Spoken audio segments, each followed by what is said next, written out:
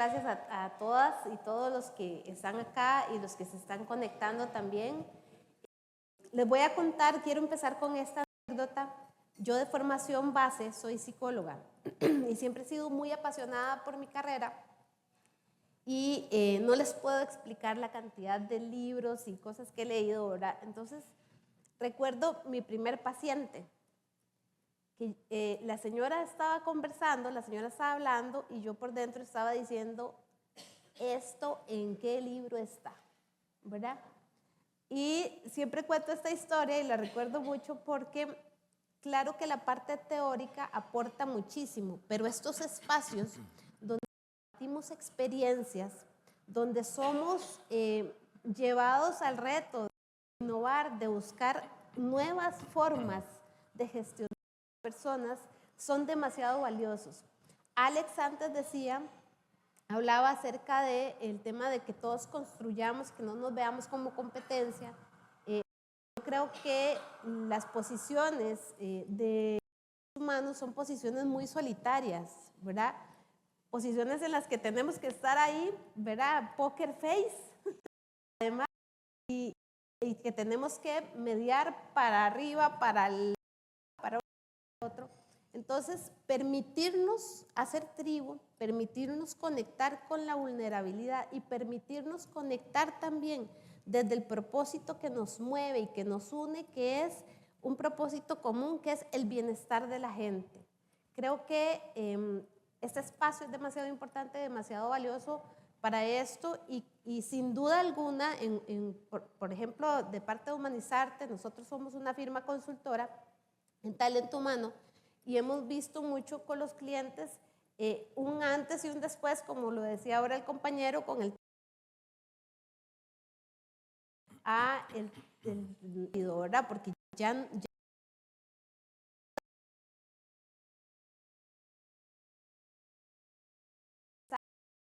y que rápidamente tenía que adaptarse según las necesidades de la empresa y de los colaboradores también. Y eso trae muchas oportunidades, pero también trae muchísimos retos, ¿verdad? Entonces, en esta misma línea, bueno, darle la bienvenida a Andrés, darle la bienvenida a don Elier también, que ya ahorita ellos se van a presentar. Y espero que este espacio sea muy provechoso para todos y de mucha construcción para todos. Don Andrés. Gracias, Shirley. Bueno, buenos días a todos. Gracias por la invitación y qué gusto verlos acá. Creo que lo primero que quiero poner acá en la mesa es que de lo que vamos a estar conversando hoy va a ser basado pues en experiencias que hemos tenido, no solamente en nuestros roles, en nuestras compañías actuales, sino también en el pasado, pero que mucho de esto lo estamos también construyendo constantemente y estamos aprendiendo. Para mí lo importante y justamente uno de los temas que más debemos rescatar del Bench Club es el podernos sentir lo suficientemente cómodos en decir entre colegas abiertamente, es un tema que aún estoy explorando y me está dando problemas, y más bien invitar en este mismo espacio a cada uno de ustedes en el foro en que también se sientan cómodos en aportar alguna idea de lo que vamos a ir conversando. Si bien tenemos la oportunidad de poderles presentar desde nuestra perspectiva cómo lo vivimos, cómo lo hemos estado viviendo, creo que este grupo se enriquece justamente de escuchar esas ideas que ustedes mismos puedan aportar. Así que bueno, desde ya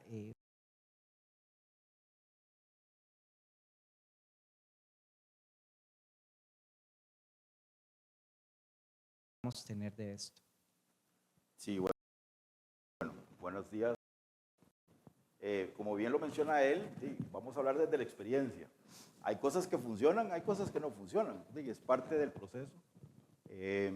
Nada más para que tengan un poco de perspectiva, bueno, mi nombre es Elier Saborío, trabajo en automercado desde hace 30 años, he pasado por todo lo que ustedes pueden imaginarse, las cosas y las cosas no tan buenas. Hoy automercado es más que una cadena de supermercados, ¿verdad? Somos tienda de conveniencia, somos supermercados, tenemos una planta de producción de pan y de repostería, tenemos una inmobiliaria, tenemos parqueos y así, y un centro de distribución, una almacén fiscal, una importadora, es se ha diversificado mucho. Entonces, hemos vivido todo tipo de experiencias, todo tipo de desafíos y todos los días y todos los años cambian. Estoy para servirles, como bien menciona nuestro compañero, pues aquí vamos a hablar un poco en confianza, habrán muchas cosas que podamos responder, habrán otras que tal vez o no conocemos o que tal vez no se puedan brindar respuesta, pero que podemos darles unas guías de las cosas que pueden estar desarrollándose y que pueden tal vez venir a contribuirles en algo a las operaciones que ustedes desarrollan todos los días.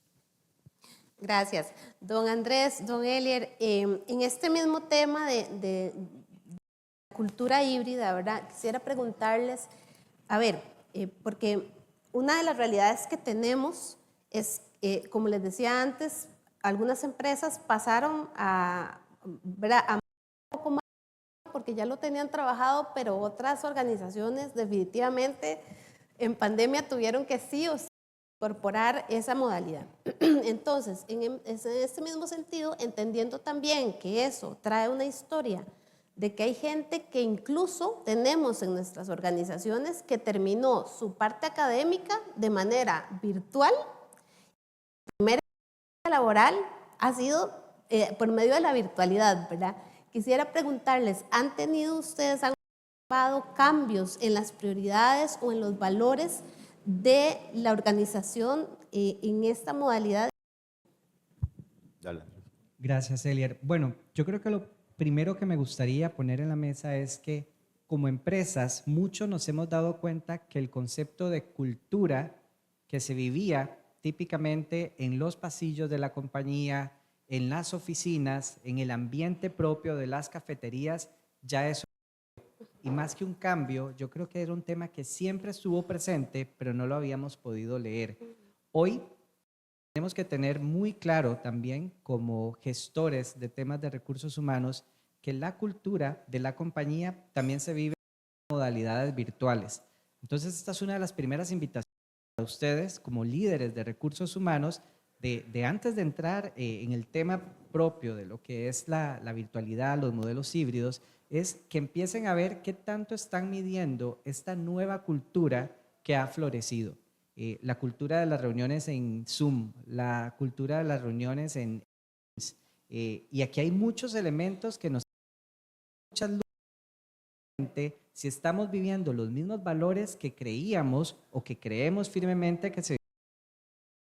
Ejemplo, cuando alguien se conecta a un Teams, a un Zoom, existe la cultura de tener siempre la cámara encendida.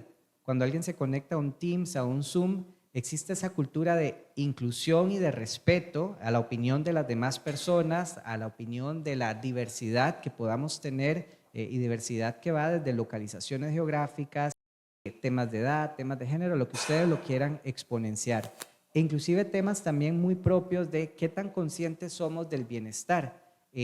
Personas que trabajan virtualmente el día a día y pasan literalmente de una hora a otra hora a otra hora eternamente conectados, porque no hay una cultura, ni siquiera a nivel empresarial, que diga que bajo este modelo nuevo virtual debe existir un espacio de 10, 5 minutos entre una reunión y otra. Entonces me estoy yendo a temas un poco más tácticos, pero para que realmente pensemos antes de hablar de la virtualidad que hay una nueva cultura que nosotros debemos entender, debemos explorar, porque a partir de aquí es que se empiezan a dar todos los demás elementos para que una política realmente funcione y para que las personas crean y promocionen justamente esta nueva modalidad de trabajo en cualquiera de las compañías donde nosotros estemos.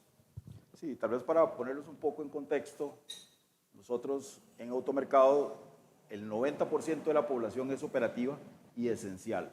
Y esenciales necesitamos que esté presente para poder desarrollar las actividades cotidianas, que son las personas que están en el supermercado. El otro 10%, alrededor de 400 colaboradores, son la parte administrativa y son los que tienen de alguna manera la posibilidad de hacer teletrabajo o hacer este proceso híbrido. Dentro de esa figura tenemos alrededor de 2 días, más o menos, y más o menos porque a veces es un día, a veces 2 días, a veces 3 días, pero la política está plasmada para 2 días de teletrabajo y 3 días presencial. ¿Qué sucede? Bueno, se ganan y se pierden cosas en ese proceso. ¿Y por qué se ganan y se pierden? Se ganan porque las personas ganan en desplazamiento, no tienen que hacer desplazamientos más cortos, más largos, calidad de vida, porque no tienen que dedicar esos tiempos que pueden perfectamente disponerlos para la familia, pero también se desvinculan un poco sobre la práctica, la cultura, los valores que tiene la organización. ¿Cómo se logra? Y ahí es donde viene un poco la dinámica de cómo lo pueden hacer diferentes empresas. En el caso nuestro, lo que hemos intentado es que si hay al menos 1 o 2 días a la semana o a la quincena, que todo el equipo esté reunido para poder tener conversaciones, para poder compartir.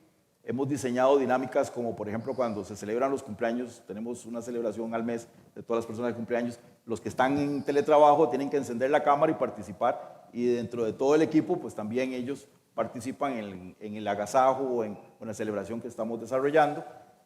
También, por otro lado, cuando hay reuniones y las personas definitivamente en ese momento, por las circunstancias que sean, no están presentes, tienen que estar conectadas para poder participar de la reunión, y eso pues de alguna forma busca que la persona se sienta parte de.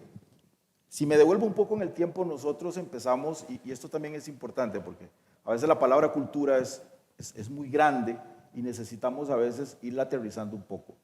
Nosotros en el 2017 hicimos la primera medición de cultura. Yo no sé si ustedes en sus prácticas miden la cultura. Nosotros hemos medido cultura en el 2017 y medimos cultura ahora en el 2024. Y lo hicimos a través de una metodología, no sé si la conocen, la de Barrett, que nos permite identificar no solo los aspectos claves de la cultura, sino también los valores que compartimos como organización con los colaboradores. No los que están puestos en las entradas, ¿verdad? Que son los valores de la compañía, sino en ese proceso de reclutamiento, cómo la gente logra amarrarse con los valores que ellos traen personales, con los valores que tiene la compañía en la práctica, y también se mide el nivel de entropía. Bueno, a lo largo de esos periodos que hicimos las mediciones, nos reflejó que nuestro proceso de reclutamiento logra de alguna manera que los valores que traen las personas logran compartirse con los valores que ponemos en práctica dentro de la empresa. Y es cosas de la casualidad o cosas de las prácticas que tenemos como compañía. Nadie nos vino a decir, vea, tienen que investigar esto. Por otro lado, además de eso, también se mide la entropía y nos dice cuál es el nivel de fricción que tiene la organización, y estamos dentro de los niveles más bajos a nivel de fricción. Eso nos da una luz y nos puede indicar qué tenemos nosotros como cultura. Entre otras cosas, también nos lograron identificar que los temas más predominantes para los colaboradores es el bienestar y el sentido de pertenencia, que son los 2 temas más grandes que tenemos, que los colaboradores los tienen como muy arraigados. Entonces, todo lo que invirtamos en el tema de buscar el bienestar del colaborador y permitir que haya esa permanencia a lo largo del tiempo. Tenemos colaboradores que tienen 40 años de trabajar para la empresa. Bueno, yo tengo 30, imagínense, 30 años de estar en una organización en donde empezamos cuando yo inicié, eran 4 supermercados, 400 colaboradores, y hoy se ha diversificado de muchas cosas, pues son muchos los desafíos que tienen. Y es ahí en donde podemos nosotros ir monitoreando, identificando qué aspectos son claves de la parte híbrida versus la parte presencial. Otro de los temas que también nos desarrollamos, que es parte de este proceso, es cómo hacemos con las capacitaciones. Porque en las capacitaciones es donde se transmite mucho de lo que la empresa necesita que se ejecute. Y ahí es donde hemos creado capacitaciones híbridas, donde están una parte que lo pueden llevar desde sus dispositivos a otra parte donde tienen que hacer algún nivel de presencialidad. Más o menos por ahí es donde hemos venido haciendo algunas prácticas.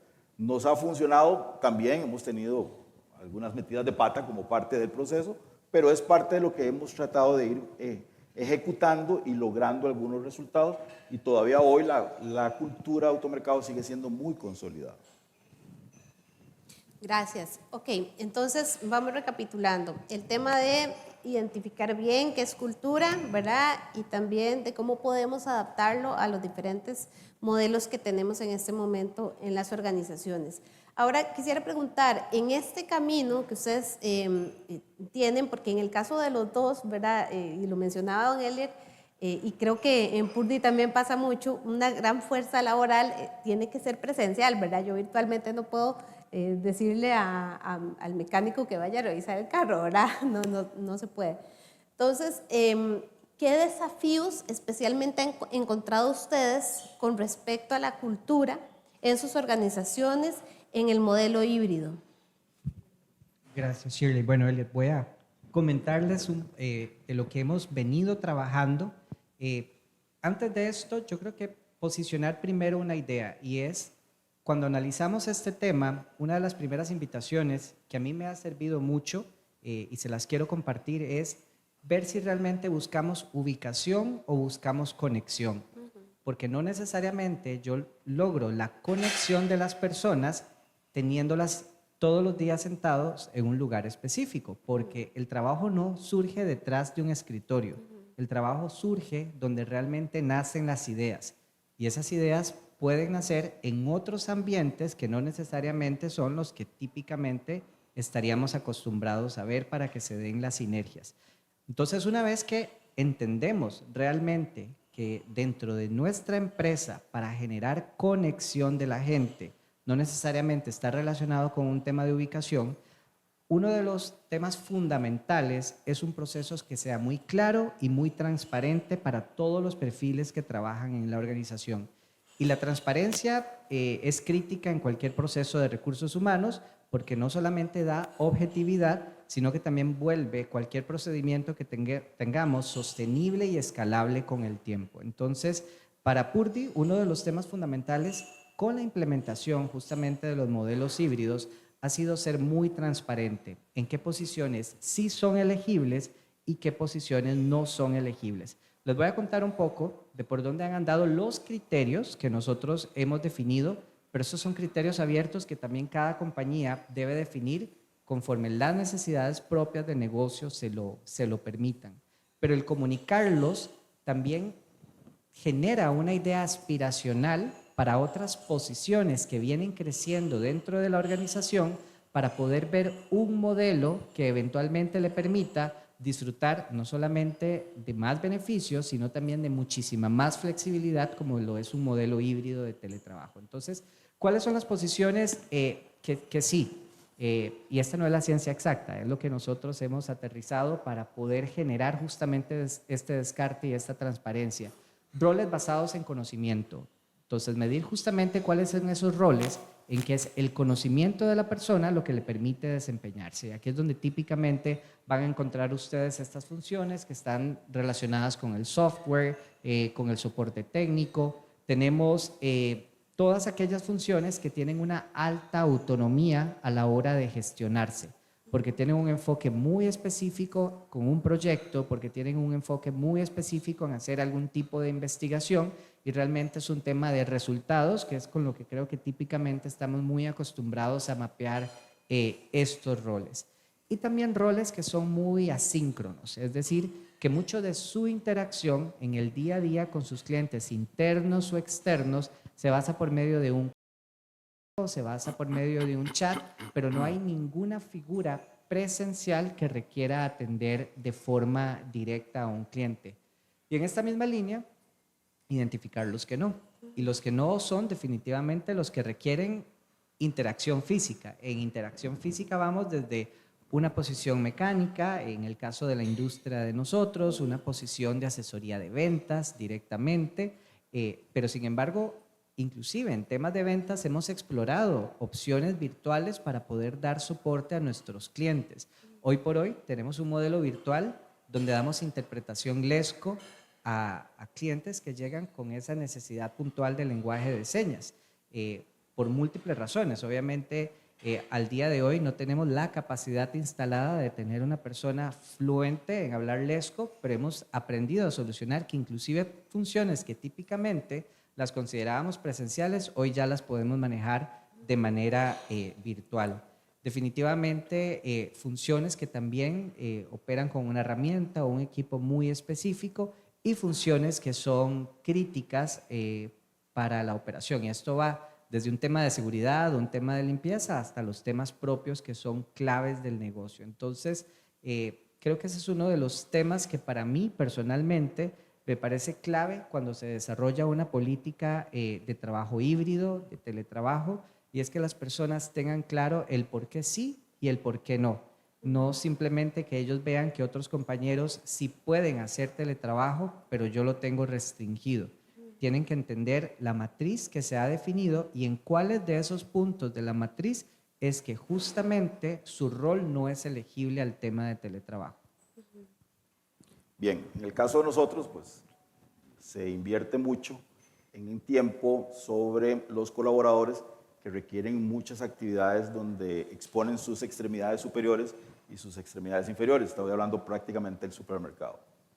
¿Qué pasa? Bueno, cuando el colaborador entiende que su dinámica o su puesto es esencial, y esencial le llamo a que requiere su presencialidad, es parte de la oferta que nosotros hacemos, pero también cuando empezamos a encontrar que había un grupo administrativo que debería o podía tener la posibilidad de hacer el trabajo híbrido, decíamos, bueno, ¿y qué les vamos a dar a la parte operativa? O sea, hay un desafío. ¿Cómo hacemos para que ellos sientan que algo también tienen que ellos recibir a cambio, sabiendo que no tienen esa oportunidad en la parte operativa? Bueno, empezamos a hacer una revisión de los beneficios, empezamos a analizar qué cosas son atractivas y se identificó como una de las prácticas que venía del mercado y es el famoso día libre de cumpleaños. Entonces, una manera de nosotros hacer esa compensación es empezar a entregar beneficios, sabiendo que ellos no pueden hacer teletrabajo, que lamentablemente no es así, y compensarlos con algunos beneficios que les permite de alguna manera entender que ellos tienen un esfuerzo mayor en algunos aspectos, pero que también tienen unos beneficios diferenciados. Y eso es un aspecto que también nosotros hemos venido trabajando, en donde antes teníamos beneficios integrales, que siguen estando como beneficios integrales, pero luego venimos con beneficios sectorizados, segmentados, que nos permiten también marcar algunas diferencias al respecto. Los colaboradores saben que en el supermercado lamentablemente no se puede hacer teletrabajo, requiere un gran esfuerzo físico, requiere un gran esfuerzo de acomodar los productos que se necesitan que estén en las góndolas, igual sucede en los centros de distribución, igual sucede en todo lo que es la parte de producción, pero que también la empresa está orientada a cómo otorgar mejores y más atractivos beneficios para que ellos puedan de alguna manera sentir ese balance. Del otro lado, en la parte donde sí ya está el trabajo híbrido y donde se da todo el proceso de desarrollo y capacitación, se parte de la política, todos tienen la posibilidad de, hemos encontrado, y ya eso es en la práctica, en lo que sucede todos los días, que no todos los colaboradores pueden y deben desarrollar el trabajo híbrido. Por diversas razones, hemos encontrado algunos que son muy dispersos, ¿verdad? No están disponibles, o su producción tal vez no es la mejor, o su productividad no está logrando los resultados. Entonces es donde la organización empieza a tener esas conversaciones privadas para poder entender qué está sucediendo y si verdaderamente al final es un colaborador que debería regresar porque no le está funcionando, no está dando los resultados, y con eso pues entonces invitarlo al retorno a las oficinas.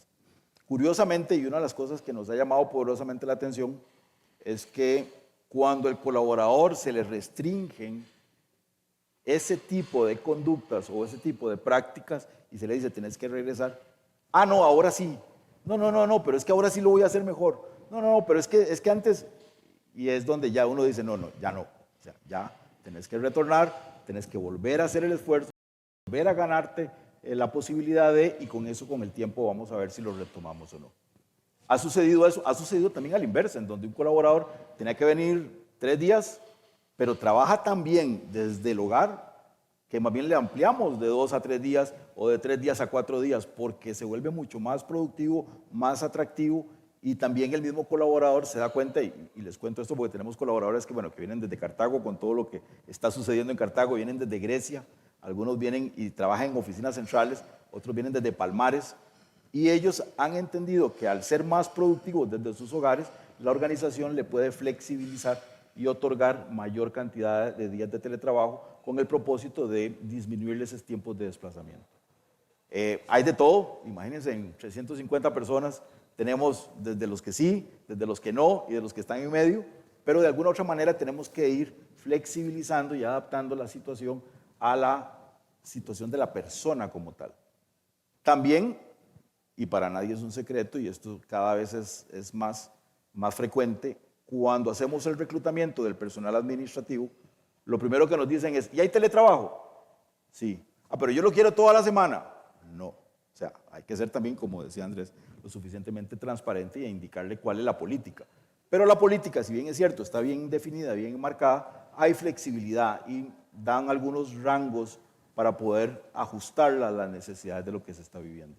Hay puestos que han requerido y que hoy prácticamente solo van un día, ¿verdad? Y van un día porque se requiere esa reunión y poder vivir esa cultura organizacional, a como hay puestos que hoy hacen presencialidad todos los días, a pesar de estar en la parte administrativa, y todo dependerá de los resultados que se vayan desarrollando progresivamente en todos los días. Y todos los días tenemos desafíos, porque lo que sucedió en el pasado no necesariamente se va a lograr en el futuro. Y tenemos colaboradores que han sido muy buenos, pero por diversas circunstancias empiezan a tener algunos desafíos diferentes y necesitamos hacer los ajustes al respecto. Esa es parte de la experiencia que hemos venido desarrollando, y eso lo que nos da es como un marco, pero que dentro del marco hay muchos niveles de flexibilidad y de libertad para poder ajustar las necesidades tanto al colaborador como a la organización, y que siga operando exitosamente como lo hemos traído hasta este momento. Cuando les escucho, me viene a la mente esta pregunta, y es, desde este modelo de las 3C, ¿verdad? Que ya lo hemos conversado: comunicar, confiar y conectar, ¿verdad? ¿Qué es, tal vez, 3 cosas que ustedes han hecho muy bien en las organizaciones o con las organizaciones, y tal vez 2 cosas que harían diferente? Bueno, para mí, dentro de lo que se ha intentado hacer bien, es que la presencialidad tenga un propósito. Entonces, que las personas no sientan de que yo tengo que ir porque es el día que me corresponde ir a la oficina, sino que, como bien decía Elier, hay un propósito para la visita de ese día, que es una reunión puntual del equipo donde se ven los temas diversos del negocio, se ven indicadores, se comparten aprendizajes, y sí que es cierto que lo apalanca mejor un modelo presencial. Entonces, ese es uno de los primeros puntos, que las personas realmente vean un propósito o una agenda detrás de esa visita, que realmente marque una diferencia entre un modelo virtual y el poder estar directamente exponiendo las ideas con las personas. Lo segundo, que para mí es un aprendizaje, pero más a nivel de liderazgo, y aquí yo creo que es importante empezar a poner justamente el tema del liderazgo, y es que eso tiene que empezar a modelarlo el equipo de liderazgo también, para que pueda no solamente permear en el resto de la organización, sino que también se vea como algo aceptable y no cuestionable. Así que ese sería para mí un segundo enfoque básico. Y entender que el modelo de teletrabajo y el modelo híbrido no es un cambio en ubicación, sino es un cambio en la calidad de vida de las personas.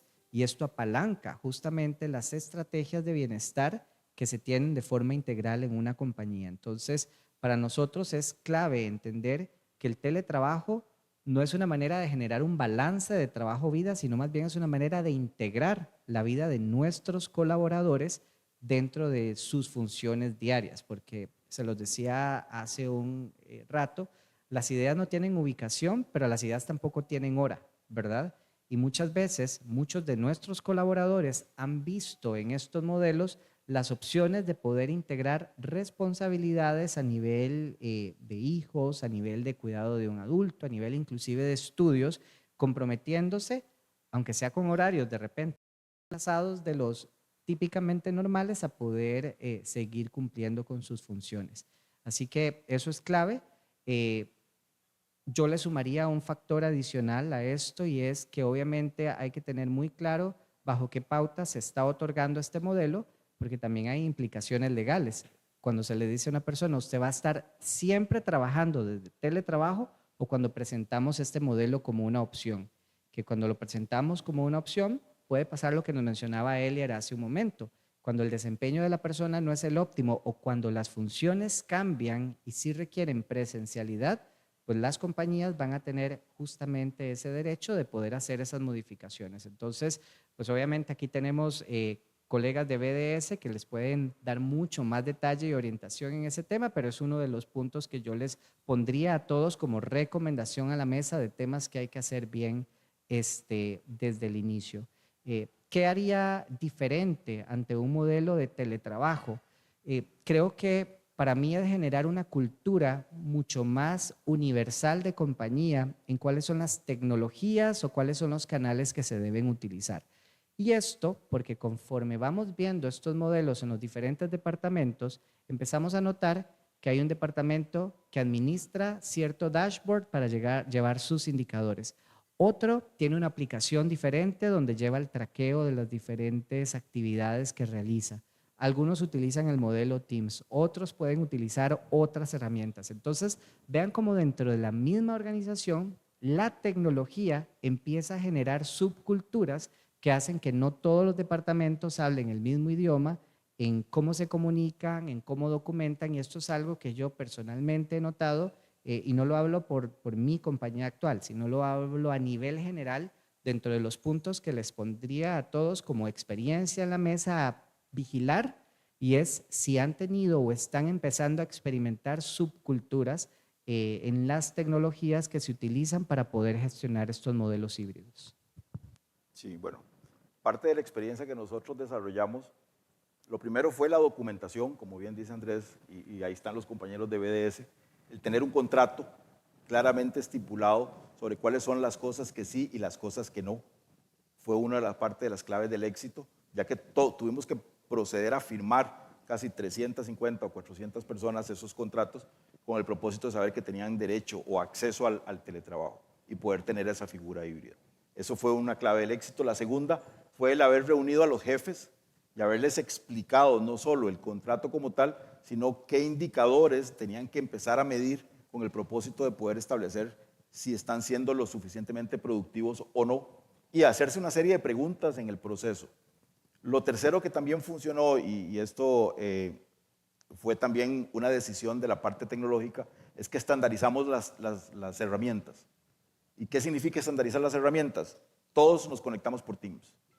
Y Teams tiene la posibilidad de grabar algunas de las sesiones que se hacen, y eso permite al jefe poder evaluar cómo fue el proceso de la sesión. También permite ahora con inteligencia artificial crear las agendas, llevar los pendientes, etcétera, etcétera, etcétera. Entonces, esos fueron como tres tips que a nosotros nos ha funcionado bastante bien. ¿Dónde sí hemos metido la pata? ¿Dónde no nos ha dado resultado? Bien, definimos una serie de indicadores estándar, 3, 4 criterios, para toda la organización en la parte administrativa. Pero cuando empezás a darle doble clic, nos damos cuenta de que esos indicadores no necesariamente no eran aplicables para la parte de tecnología, no eran aplicables para la parte mercadológica, no eran aplicables para la parte del centro de distribución en la parte administrativa. Entonces tuvimos que empezar a adaptar esos criterios de medición y de productividad de acuerdo a las necesidades o a los aspectos claves de cada uno de las áreas o los departamentos. Eso nos tomó tiempo, no fue fácil. Las personas decían, ¿por qué si antes me medían así, ahora me van a medir de esta forma? Y ustedes saben muy bien que cuando hay cambios, siempre la naturaleza humana genera un nivel de resistencia o de cuestionamiento o de pregunta. Entonces, esa parte sí nos afectó. Y la otra parte que también nos afecta, nos afectó, nos afecta y nos sigue afectando, es cuando tomas la decisión del retorno. Cuando le decís a un colaborador, tus números no son tan productivos, tenés que regresar. Créanme que los primeros días no terminan de asimilarlo, no terminan de procesarlo, les cuesta, no, por más que se les explica en qué fallaron y qué no fallaron, y que es algo que se puede retomar en el futuro, los primeros días entran en un down, en una curva ahí pero muy improductiva, hasta que ya logran entenderlo, saber que todo está en manos de él y volver a demostrar que tiene la capacidad para regresar nuevamente al teletrabajo. Se puede ver a veces hasta como un castigo, pero que a veces es necesario para que la persona entienda de que ellos mismos son los que deben de producir y que también ellos mismos pueden obtener o pueden no obtenerlo, este tipo de beneficios que se les están otorgando como organización.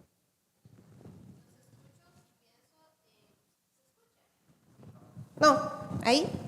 Los escucho y pienso justamente en cómo han administrado, ahora Andrés lo decía, el tema de las subculturas, ¿verdad? Cómo han administrado desde la conexión, especialmente las islas que se tienden a hacer, y que de alguna manera la modalidad híbrida también viene a plantearnos un desafío en esa parte, ¿verdad? Si bien es cierto, Andrés ahora decía el estar presencial o el estar virtual no implica necesariamente no estar vinculados o conectados, ¿verdad? Desde otro lado, tampoco implica conexión, porque muchas veces tiende a pasar eso, ¿verdad? Que se crean islas y cada departamento, cada área empuja para sus resultados. Entonces, ¿cómo han ustedes trabajado en conectar más en un modelo así, en un modelo híbrido? Y lo otro que también me surge como consulta cuando les escucho es cómo administrar desde la conexión con los resultados y con la motivación de la gente, cuando tenemos que devolver a la gente, ¿verdad? Y unos sí y otros no, porque eso es un poco complejo, ¿verdad? Aunque desde los números se pueda comprender muy bien, hay que trabajarlo también desde lo emocional. Gracias. Yo voy a comenzar al revés, Shirley, para poder empatar, yo creo que con tu primera pregunta, y es el de las islas, y es la confianza que la gente siente que estamos teniendo en ellos es lo primero que genera este compromiso. Porque cuando tú mides simplemente el que esté conectado y el que se vea el chat que está siempre activo, la gente va a encontrar una forma de jugar con esto. Todo el mundo yo creo que ya conoce el tema este de la cuchara que se pone encima del mouse y entonces ya eternamente la persona aparece en línea. Hay muchas formas en donde se puede ver que la persona sí está haciendo teletrabajo, pero que no está ese vínculo inicial de conexión. Entonces, aquí hay un tema de confianza que es clave para que la gente realmente se sienta que es respetada y que sienta que realmente la compañía está apostando al desempeño que va a tener independientemente de la ubicación o del horario. Y eso me lleva justamente al tema que decías de las islas. Para nosotros en Purdy, una de las estrategias más recientes que la compañía ha estado implementando y que también la ha vivido en el pasado, tiene que ver mucho con la agilidad. Todos estos modelos donde los equipos empiezan a interactuar por habilidades que hay en los diferentes participantes. Entonces, ya no vas a tener únicamente el proyecto de recursos humanos. Tienes un proyecto de recursos humanos donde se necesitan competencias técnicas, donde se necesitan competencias analíticas, donde se necesitan competencias financieras, y esto ha venido a promover que cada vez más las personas estén interactuando con áreas con las que típicamente ni siquiera bajo un modelo presencial participaban en el pasado. Entonces les menciono agilidad como uno de los ejemplos que personalmente he experimentado, que ha sido muy útil justamente para empezar cada vez más a sesgar este concepto de las islas, de los hilos. Y creo que el otro tema que para mí sería clave es justamente estar monitoreando constantemente con la gente cómo están viviendo este tema de integración entre las diferentes áreas. Pero es clave justamente la confianza. Y para eliminar este tema de las islas es clave justamente en qué tanto nosotros promovemos como organización, ya no empezar a vernos como departamentos, sino empezar a vernos como las habilidades de talento que tenemos dentro de la organización, que independientemente de dónde estén ubicadas las personas, les va a permitir trabajar en un mismo proyecto. Sí, en el caso nosotros tenemos, no sé si conocen la metodología de Franklin Covey, que se llama las 4 disciplinas de la ejecución. Y de ahí surgen las metas crucialmente importantes. Entonces tenemos las metas crucialmente importantes, organizacionales, y eso hace un despliegue hacia abajo de todas las metas que cada departamento, cada área tiene que aportar para lograr las metas crucialmente importantes organizacionales. Y ahí se lleva hasta las metas individuales. O sea, yo tengo mis metas, mi equipo tiene mis metas, mis colaboradores tienen mis metas, los supermercados tienen sus metas y así sucesivamente. Esas mediciones lo que permiten es alinear a toda la organización a cumplir los objetivos globales organizacionales que se quieren para el periodo. En el momento en que haya desviaciones de esos objetivos es donde se toman medidas diferentes y ahí están todos alineados a lograr esa meta como tal, como un todo. Obviamente, siempre hay que hacer ajustes, hay que estarlas monitoreando periódicamente para poder esas desviaciones ajustarlas y llevarlas al control que nosotros queremos. Eso nos ha permitido romper un poco esas islas, nos ha permitido que la gente no tenga esos mecanismos individuales porque indiferentemente cómo lo haga, tiene que dar un resultado como tal. Por otro lado, el tema de confianza es clave. A ver, un colaborador tiene derechos, pero también tiene obligaciones. Cuando él se confronta de que definitivamente tiene que retornar, y sabemos que ahí viene algunos días del periodo de duelo porque me quitaron ese beneficio, sabemos que también está en manos de él volver a demostrar para volver a tomar nuevamente el tema del teletrabajo. Entonces se les dan periodos con el propósito de poder medirlos y con eso el colaborador tiene que hacer redoblar esfuerzos para volver a indicar que es digno de verdaderamente los votos de confianza necesarios para que la organización pueda brindarle nuevamente el tema del teletrabajo. Es flexible, le dan ciertos grados de libertad, pero también el colaborador tiene que tener claro que así como tiene derechos y beneficios, también tiene ciertas obligaciones que cumplir y que cuando esas obligaciones no se logran, pues de alguna manera algo tiene que cambiar para que nuevamente se vuelva a encaminar sobre los resultados que estamos buscando. Esos son los mecanismos que hemos utilizado. Parte de las cosas buenas y parte de las cosas no tan buenas han sido esos resultados que estamos logrando como organización. Excelente, muchas gracias. Tenemos una pregunta de las personas que están conectadas en Zoom. Dice, según la experiencia de los panelistas, ¿qué entienden como cultura organizacional desde la perspectiva de dos tipos de empresas diferentes? Gracias, Elier. A ver, hace un tiempo hablaba de un tema similar a este y invitaba un poco también a reflexionar que para hablar de cultura tenemos que entender dos temas que van muy relacionados también con nuestra marca empleadora. Y es, ¿cuál es esa marca interna que tenemos antes de hablar justamente de esa marca externa que refleja la cultura? Entonces, clave para poder identificar un tema de cultura es ver a lo interno cómo lo vive nuestra gente, pero medir mucho a lo externo cómo se percibe. Y no solamente cómo se percibe por un potencial candidato, sino inclusive por las personas que han trabajado con nosotros en el pasado. Entonces, la cultura tiene que estar presente en todo el ciclo de vida de un colaborador y esto va desde cómo se siente una persona, un candidato cuando es abordado por primera vez por parte de un reclutador, cuál es la imagen que le damos desde el proceso de entrevista, en cómo le presentamos detalladamente el rol al que va a venir, va en el proceso de incorporación. Si yo dentro de mi filosofía empresarial hablo que tengo respeto por el individuo, que creo que todos aquí compartimos de alguna manera u otra, que eso es parte de la cultura en las empresas donde estamos, pero yo llego a mi primer día de trabajo y no tengo el equipo de cómputo listo, no tengo ni siquiera claridad aún de con quiénes me tengo que reunir durante esas primeras semanas, no hay nadie que me explique mi rol. Entonces, vean cómo los temas de cultura ahí empiezan también a reflejarse en esta parte del ciclo de vida. Y esto posteriormente sigue avanzando en cuál es la cultura de mérito que tenemos dentro de la empresa.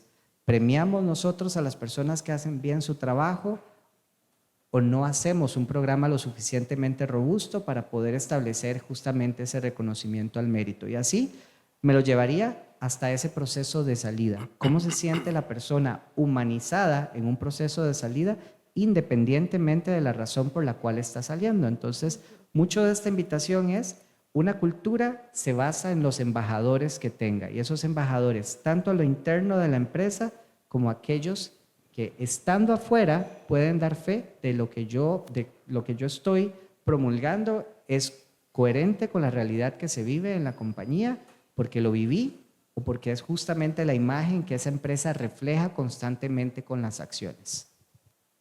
Sí, bueno, nosotros definimos cultura como todo aquello que pasa cuando el jefe no está y que no haya sorpresas. Bueno, ¿cómo llegamos ahí?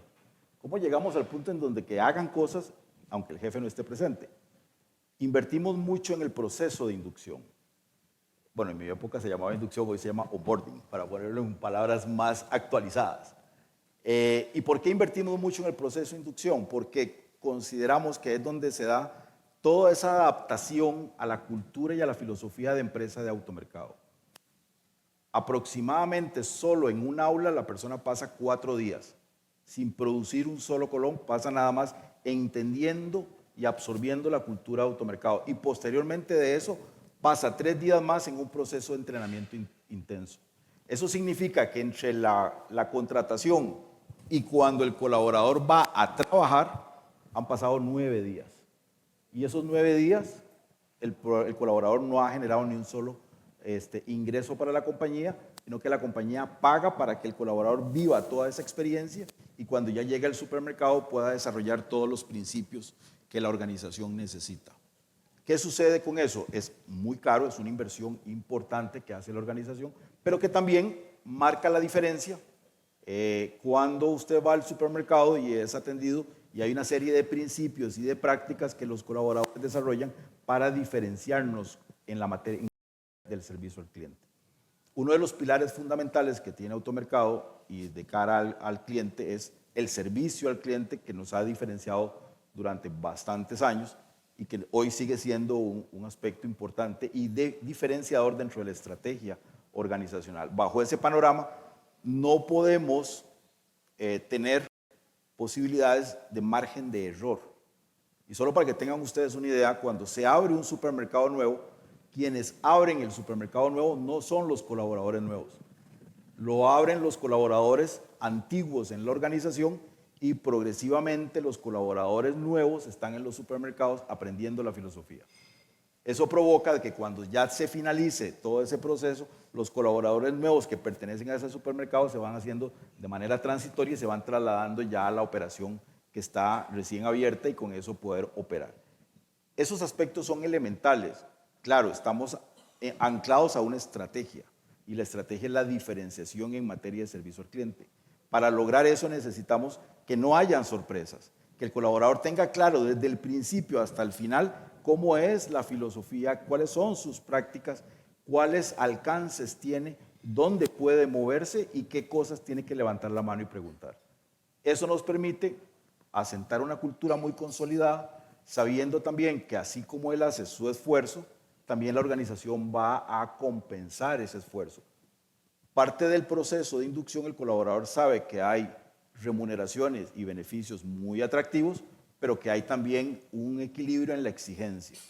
En los procesos de inducción han sucedido que hay colaboradores que salen del proceso y nos dicen, no, mira, automercado no es para mí, o esta filosofía yo no comulgo, no soy tan estricto ni tan disciplinado como me lo están planteando, y eso provoca que algunas personas, que es un filtro más dentro del proceso de inducción, salgan y se le paga los días que estuvo en el proceso de inducción. Entonces, invertimos mucho y es un proceso de inducción que van todos.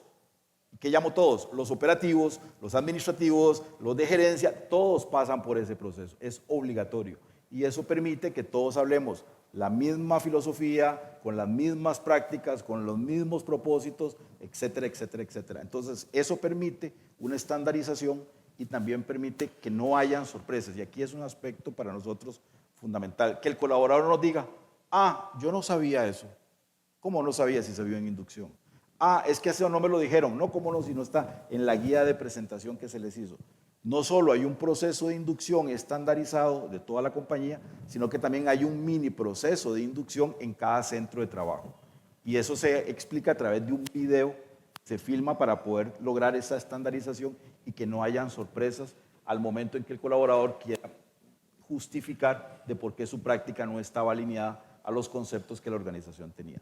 Eso es parte de lo que hemos tratado de desarrollar y de ahí se desprende que siempre hemos buscado esa excelencia en materia de servicio al cliente y que hoy sigue siendo un referente para el resto de competidores en todo lo que sucede a lo interno dentro de la organización.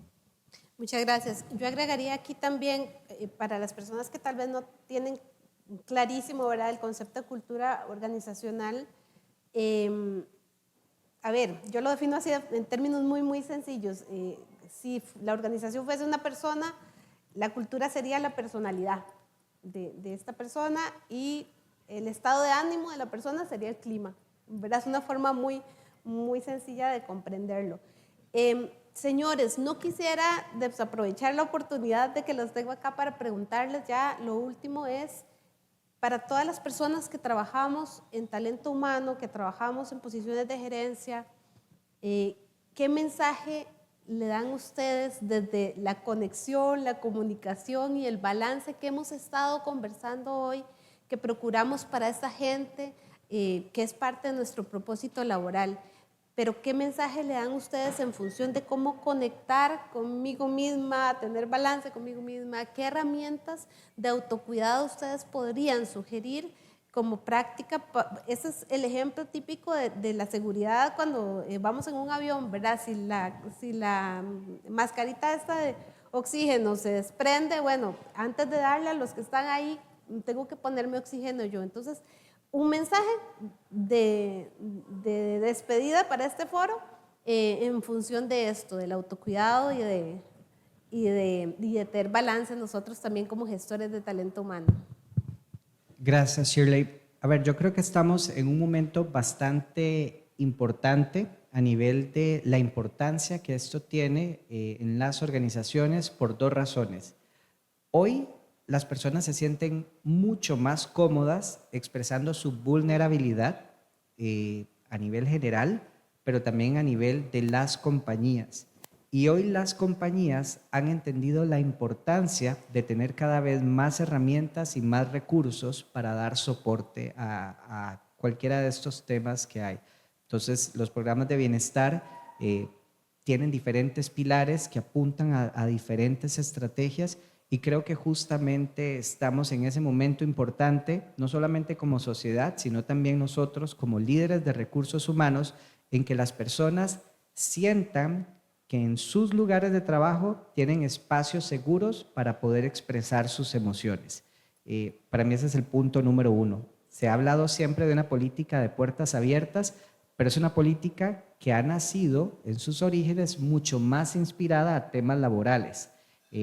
Tenemos que entender que los temas emocionales al final del día repercuten de igual o mayor forma que los típicos temas laborales que antes abordábamos con las puertas abiertas. Entonces, invitarlos a que el modelo de puertas abiertas que se ha tenido tradicionalmente, la gente lo entienda, que literalmente es una puerta donde se puede abrir a muchos otros temas que típicamente no eran los que se consideraban. Y el punto dos, que definitivamente a nosotros como líderes de áreas de recursos humanos nos lleva constantemente a estar pensando en cómo poder direccionar esas necesidades que la gente nos está poniendo en la mesa.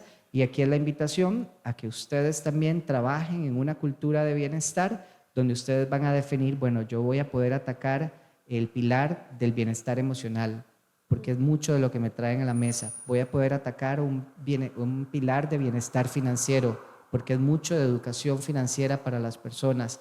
Y así, cada compañía va a tener su propia personalidad, como nos lo estabas diciendo, Shirley, pero serían los dos puntos que les quisiera compartir hoy. Sí, nosotros, a ver, somos una empresa que tomamos decisiones con base en datos.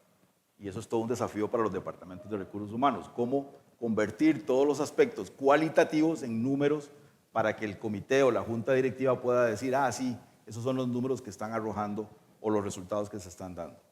En este momento estamos corriendo un censo en la organización que se llama Caminos de Bienestar. Y lo que busca es sentir a la organización cuál es el nivel de bienestar que posee. Obviamente es voluntario, las colaboradoras pueden completarlo, es un cuestionario que se desarrolla. Tenemos 2 trabajadoras sociales haciendo visitas en los centros de trabajo con el propósito de que la gente invitarlos a completarlo y con eso poder convertir esas sensaciones y emociones en números y poder tomar decisiones con esa data que nos va a dar como resultado final. Por otro lado, no puedes perder de vista el calor humano y ahí es donde para nosotros se vuelve clave que nuestro departamento de recursos humanos, si bien es cierto, operamos desde oficinas centrales, está disperso por todos los centros de trabajo. Y todos los colaboradores de recursos humanos, reclutamiento, capacitación, desarrollo organizacional y todos los demás departamentos tienen sus representantes haciendo visitas constantes a los diferentes centros de trabajo. Porque es necesario esa cara a cara, esas conversaciones que a veces la gente no quiere manifestarlas en un documento, en donde no quiere ser una estadística más, pero que tiene algunos dolores, que necesitan de alguna manera ser atendidos. Y después, paralelamente a eso, y esto fue algo muy curioso, encontramos que después de pandemia identificamos que había una posibilidad de que las personas hicieran manifestaciones más profundas de sus emociones y tuvimos que abrir un consultorio psicológico. Y hoy lo tenemos como tal. Y ese consultorio psicológico es uno de los servicios más atractivos que los colaboradores hoy están utilizando, porque había muchas cosas que sentían y que vivían, pero que no sabían cómo expresarlo. Y ya cuando se van al consultorio psicológico, son atendidos, les dan algunos lineamientos, tienen esa posibilidad de ya brindar esa información de una manera diferente y nosotros poder atenderla.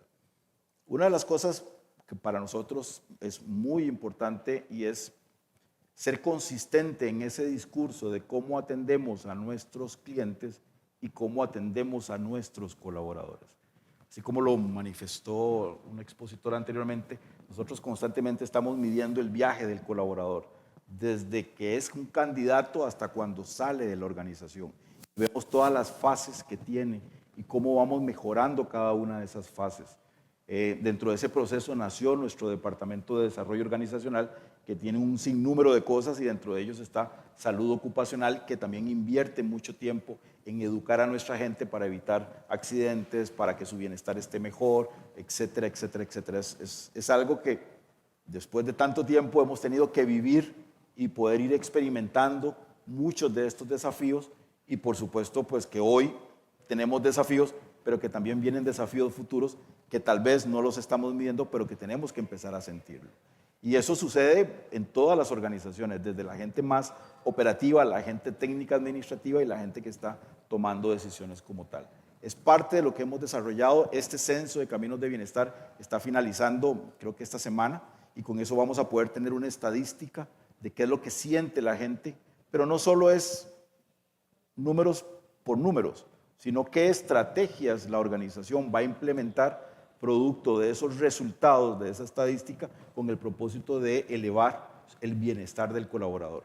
Nosotros tenemos todas las mediciones que ustedes, todas las que han mencionado, las tenemos y más. El NPS, clima organizacional, cultura, caminos de bienestar, mediciones psicológicas, mediciones, todo. Pero todo eso, si no se aplican o no se ejecutan estrategias para mejorarlas o para corregirlas, el colaborador empieza a perder credibilidad y no podemos jugarnos ese chance. Tiramos una medición, nos da un resultado, lanzamos una estrategia. Volvemos a hacer el ciclo, tiramos una medición, nos da un resultado, lanzamos una estrategia. Y con eso, constantemente el colaborador ve que hay procesos de cambio, pero que van en beneficio de él. Y eso permite que el colaborador empiece a tener o incrementar su credibilidad y, por ende, su satisfacción de estar en la organización. Agregar a esto también, nosotros desde Humanizarte hemos acompañado mucho, ¿sí se escucha? Hemos acompañado mucho a varios clientes en el establecimiento de una brigada emocional, ¿verdad? Y adaptada tanto al modelo virtual como al modelo presencial, porque hemos observado que después de pandemia se ha disparado muchísimo la incidencia de situaciones a nivel emocional y que afectan obviamente el desempeño de las personas. Cerramos este espacio, abrimos un espacio para una consulta que hay de parte del público. Muchas gracias. Con base a lo que ustedes hablaban y el tema de teletrabajo y cultura y en general, creo que algo muy importante que hay que destacar, bueno, capital humano tiene una función importante, sin embargo, cómo es importante empoderar al líder, el rol del líder en todo ese proceso.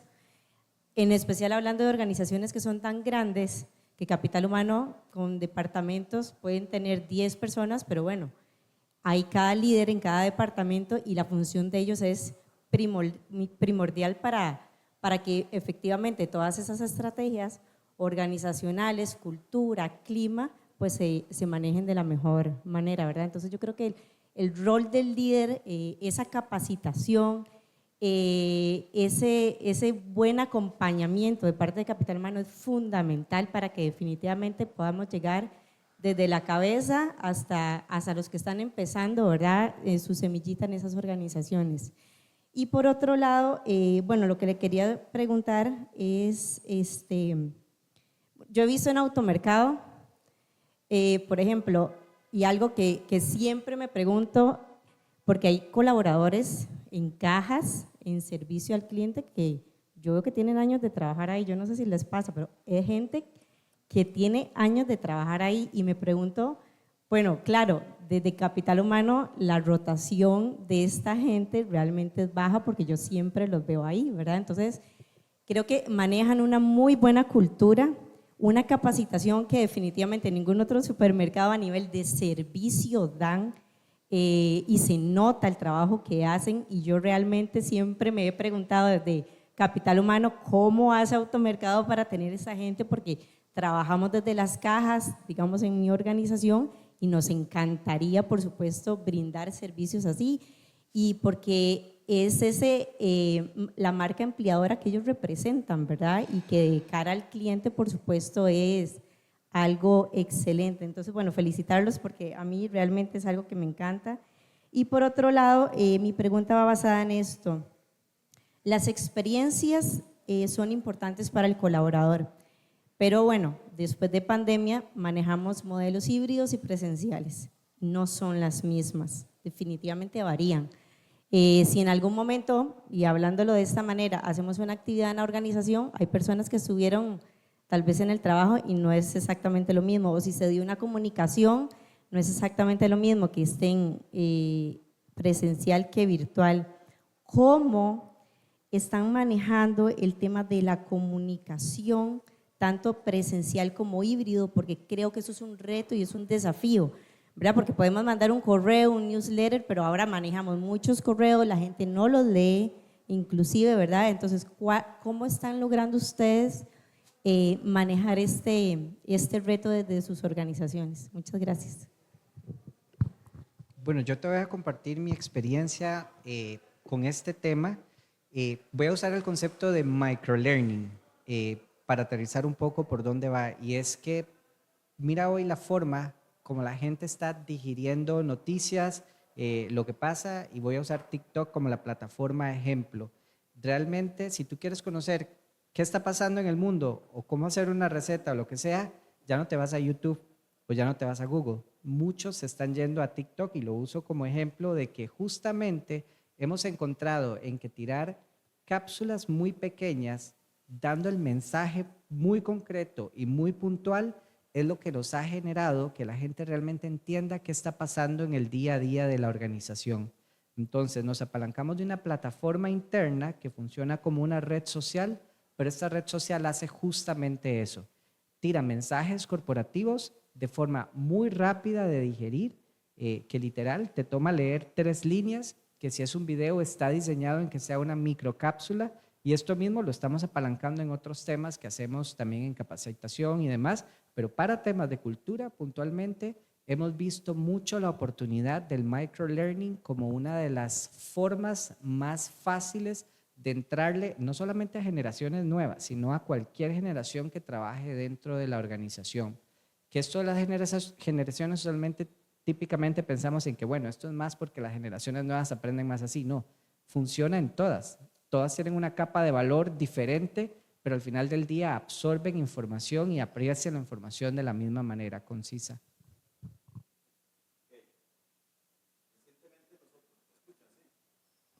¿No me escuchan? Ahí. Ok. Recientemente implementamos una plataforma que se llama Human. No sé si la conocen. Es una red interna, pueden buscarla, está en internet. Hicimos un plan piloto. Human es como decir un similar a un Facebook, pero es totalmente privado, cerrado, con unos costos bastante razonables. Y hicimos un piloto con diversos supermercados para encontrar cuál era la dinámica. Porque teníamos el siguiente desafío. La parte de comunicación en el área de recursos humanos es fundamental y clave. Y no teníamos nadie que estuviera detrás de esa comunicación. Contratamos una especialista en comunicación que trabaja en el Departamento de Recursos Humanos y diseñamos una estrategia de comunicación. Pero recordemos que todo lo que nosotros hacemos tiene que estar apalancado a algo, y ese algo es la estrategia de la organización. Porque el Departamento de Recursos Humanos o de Talento Humano lo que ayuda es a lograr la estrategia organizacional de la compañía y darle las facilidades y los caminos por donde debe viajar todas las prácticas que queremos desarrollar. Teníamos ese desafío, sabíamos que teníamos dificultades porque tenemos un gran grupo de gente que está desconectado, y llamamos desconectado porque no tienen un correo electrónico, son los operativos los que están en el supermercado, y necesitábamos conectarlos de alguna manera. Empezamos a generar una serie de cápsulas, como bien dice Andrés, a través de videos, gracias a esta especialista de comunicación, pero veíamos que no le llegaba. ¿Y cómo no le llegaba? Porque era en una vía, y es una vía, la empresa comunica, filma, envía, pero no sabíamos cuál era la reacción de la gente. Entonces encontramos en Human, en esta plataforma, que podíamos generar esa reacción de la gente, cómo reaccionan, si ponen la manita, si no ponen la manita, si ponen el corazón, si comentan, si no comentan, y hicimos ese plan piloto. Ahora, el 15 de este mes, se estaría haciendo el lanzamiento para toda la compañía. Obviamente de manera progresiva, porque somos casi 4.000 viejos, 3.900 viejillos, ¿verdad? Trabajando en toda la organización, descentralizada, son 50 centros de trabajo diferentes, y cada supermercado, cada centro de trabajo es un mini mundo y necesitamos estandarizar muchas cosas. Esta plataforma, en la práctica que hicimos de este plan piloto, en donde hicimos un mix de participantes, nos dimos cuenta de que la gente todo reacciona, y a veces positivo y a veces negativamente. Y hay que estar preparado para esos desafíos, porque a veces nos gusta que nos cuenten el cuento bonito, pero cuando nos cuentan el cuento feo nos sentimos incómodos, ¿verdad? Bueno, eso es parte del proceso de aprendizaje y el nivel de madurez que debemos de tener como organización. Esta plataforma busca seguir mandando los mensajes de una manera mucho más vistosa, pero recibir del colaborador cómo interpretó el mensaje.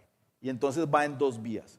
Mandamos el comunicado y cómo él reacciona ante ese comunicado. ¿Le gustó, no le gustó, le entendió, no lo entendió, comentó, no comentó, le pareció, no le pareció, lo vio, no lo vio, pero de manera individual porque le llega a su teléfono de manera directa? Les cuento que nos está funcionando, vamos a hacer las pruebas ya en total compañía. En el plan piloto nos dio un nivel de conectividad del 74%. Una empresa que tenemos que manejar números, sí o sí, el 74% de conectividad de ese plan piloto de alrededor de 500 colaboradores, y ahora lo vamos a llevar al total de la organización. Pero también existen formas de comunicar, y aquí utilizo las palabras de Andrés. TikTok es una herramienta muy poderosa. Hoy nosotros no la estamos usando, pero esta plataforma tiene un apartado en donde pueden haber mini videos en donde se pueden transmitir esas informaciones. Ya ese es el nivel premium.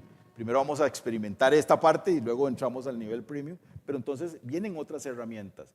El desafío es cómo conectar la diversidad de generaciones que trabajan con nosotros. Y bien lo decía usted, tenemos gente de mucho tiempo, sí. Nuestra rotación no es una rotación sumamente baja, pero es una rotación que está muy por debajo de la industria de supermercados, porque hemos logrado que la gente se sienta confortable con nosotros. ¿Y qué le decimos al colaborador? Que mientras usted tenga un trabajo estable, usted puede hacer proyectos de vida. Pues ese trabajo estable es la opción que tiene Automercado. Recientemente hicimos un concurso en donde las personas tenían que contar sus historias, clasificamos 10 historias y hicimos una cena entre los ganadores con los dueños. Vean ustedes las distancias, ¿verdad?